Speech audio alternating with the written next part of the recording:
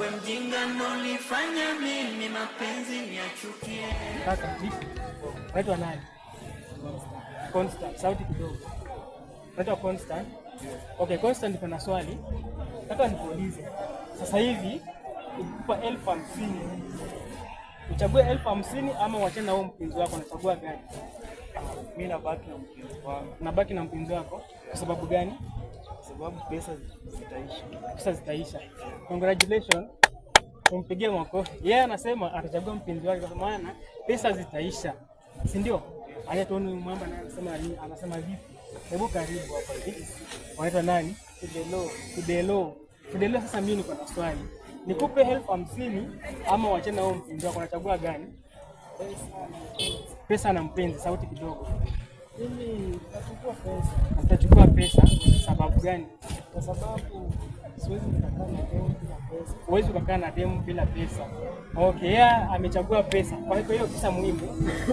Au pesa Kwake pesa muhimu. Haya, acha tuone dada anatuambia aje. Ama kaka pia njoo tuambie. Acha tuambie hapa anasemaje.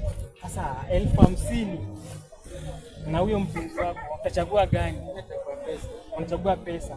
Sababu gani? Maana nikiwa na pesa kwa hivyo nyote atakuja. Yaani akiwa na pesa warembo watakuja. Ushamaliza. Dadangu karibu sasa. Zamu yako. Aliko mrembo kweli. Mnamuona? Okay. 50,000 na huyo mpenzi wako, yaani hiyo chali yako. Una prefer kuchukua gani? Pesa. Kwa sababu gani? Nitajiprovidea kila kitu nataka. Najiprovidea kila kitu nataka. Ukiwa na mpenzi naye provide. Mimi nachukua tu pesa, sioni hapo ya mpenzi. Okay. Yeye anasema atachukua pesa au ni haja ya mpenzi. Congratulations, asante sana. Endelea kuwa na sisi Otis Comedian.